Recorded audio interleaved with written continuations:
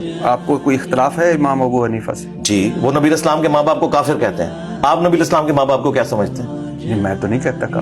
ہاں تو وہ کہتے ہیں، یہ مجھے ان سے اختلاف ہے. نحمدہ و نصلی علی رسولہ الکریم، اما بعد.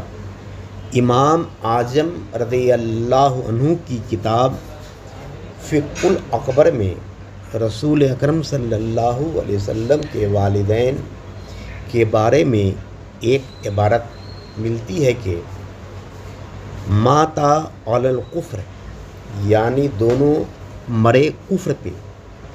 امام طحاوی رضی اللہ عنہ فرماتے ہیں کہ ظالموں نے ان کی عبارت میں ترمیم کر دیا ہے، یہ عقیدہ ان کا نہیں ہو سکتا ہے.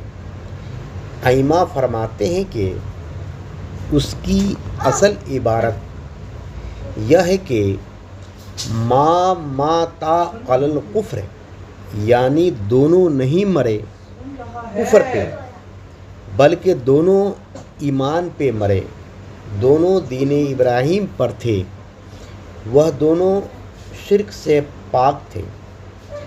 عبد المطلب رحمۃ اللہ علیہ کے سب بیٹے دین ابراہیم پہ تھے، سب شرک سے پاک تھے. رسول اکرم صلی اللہ علیہ وسلم کے اعلان نبوت کے بعد حضرت ابو طالب اور ابو لہب ایمان نہیں لائے.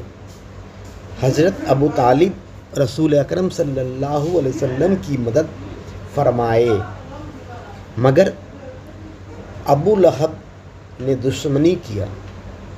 دونوں کی موت دین محمدی پر ایمان نہ لانے کی وجہ سے کفر پہ ہوئی.